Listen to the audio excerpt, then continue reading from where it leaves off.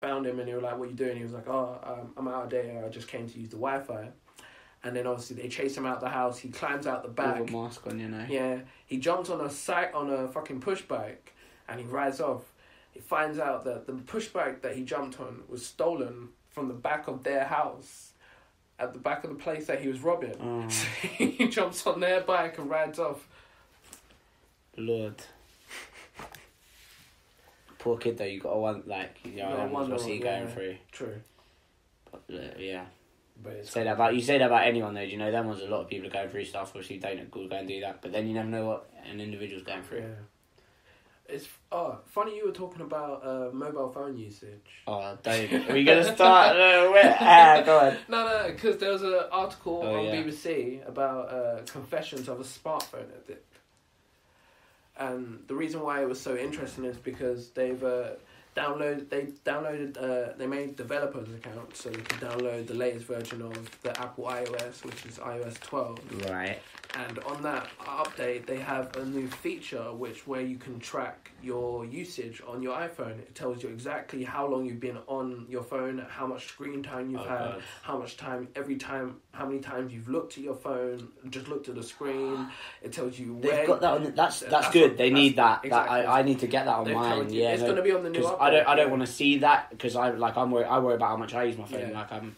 I'm alright with it. But wow, I want to get that because that will help me cut down my usage. It comes up literally like that.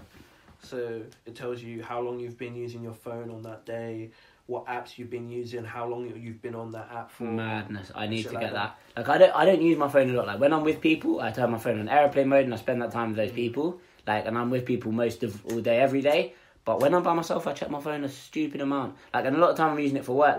That's the positive use is that I can use it for networking and stuff. Yeah. And I make an effort to do that.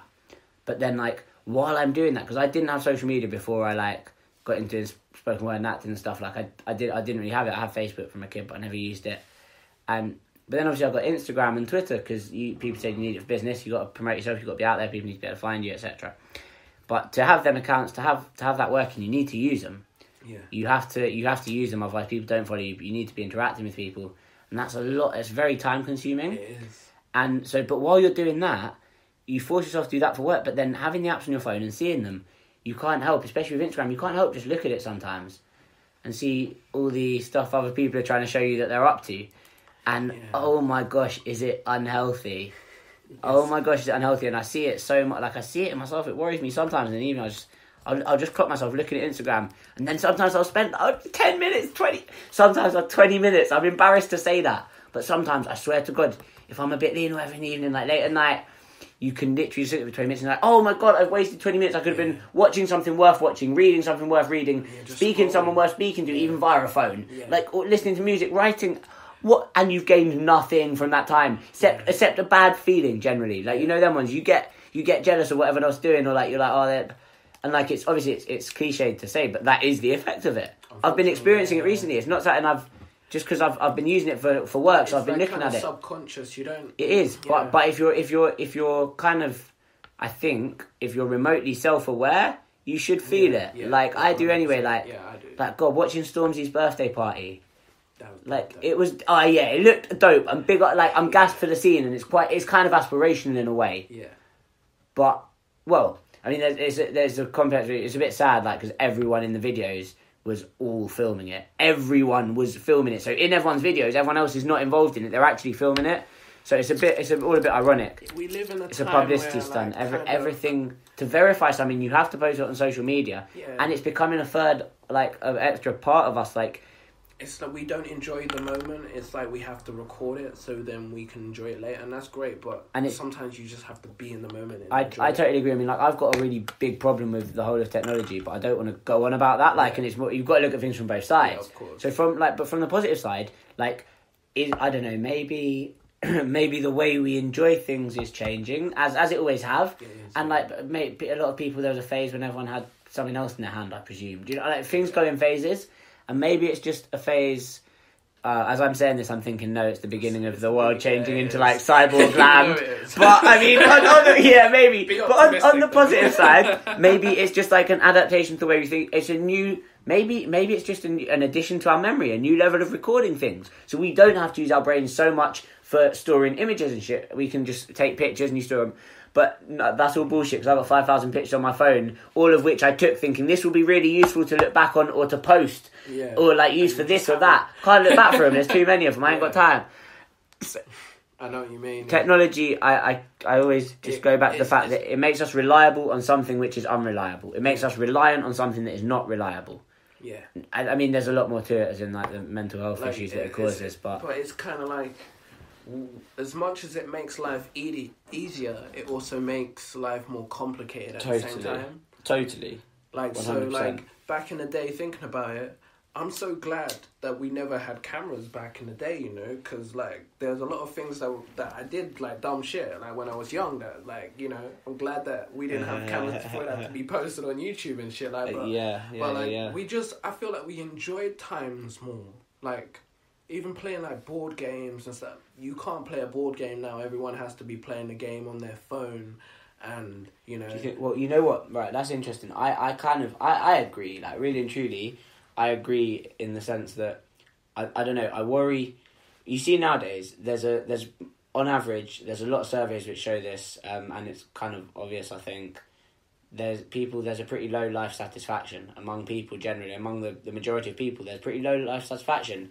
And I mean, a crazy statistic with Americans, I think it's like 95% or something, or it might be like 80%, don't quote me, but my opinion means nothing anyway. But no, there's been surveys, it's like a ridiculously high percentage of people do not enjoy what they do 9 to 5, 5 days a week, or in most cases, it's more than 9 to 5, 5 days a week. Yeah. And obviously we're blessed in the UK that it's generally 9 to 5, 5 days a week is considered alright, and you can, well no, you can't always earn enough of that, but well, let's not get started, we still live at home, don't we, so like, it's alright for a second, yeah, but, you know.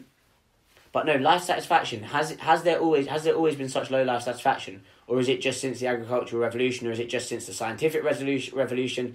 And we study history to death, but we don't study because relative happiness throughout that history. As we create all these new things, every revolution that we've recorded and studied, and like more recently that we study them scientifically, but even in the last 500 years where we've been studying our progress scientifically and historically recording it, we haven't looked at how happy people are relatively, like people's life satisfaction relatively. And I feel like because we're so far away from being able to fulfill our human instincts, evolutionary instincts, which we haven't had time to readapt for the modern world because it's changed in the last, so recently, I feel like that's the cause of a lot of the negative stuff that's happening. Saying that though, there's always been violence between animals. That's always been a thing. Yeah. In fact, now the fewest people ever die from violent crime. Yeah. Like the fewest people ever die from violence, including wars and all that.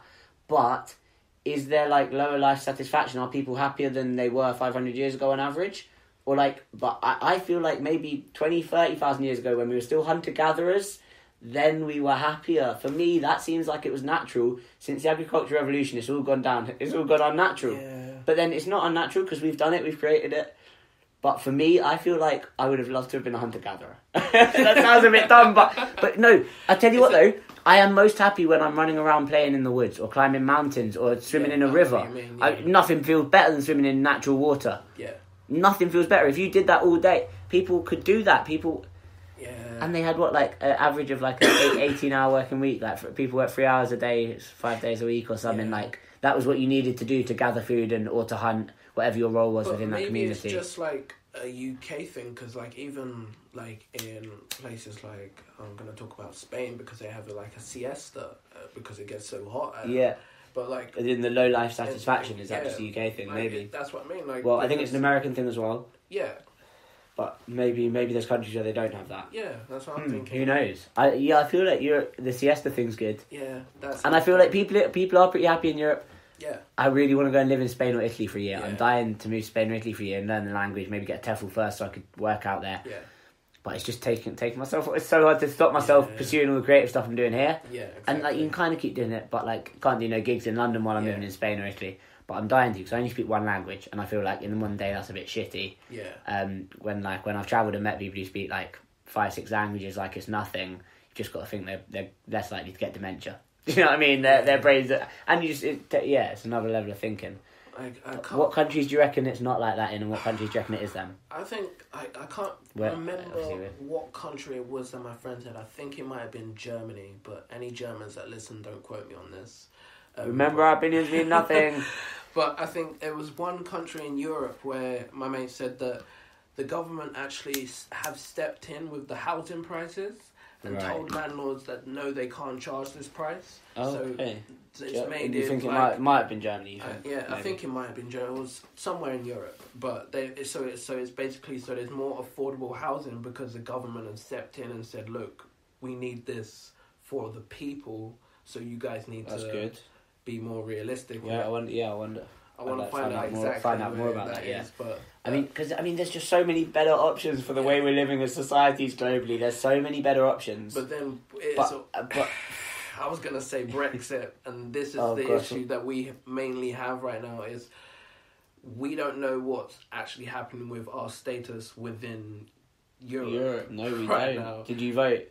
I voted for us to stay. Me too. Yeah, I voted for us to stay. We're leaving, but are we though? You know, I don't know. What does that mean? And will it actually affect anyone, or will it just affect? But then it'll affect money, and they'll say that's affecting more cuts. You know, it's just. You know, it's like the world. That's what I'm saying. The world does seem very mad at the moment. Yeah. And would it not?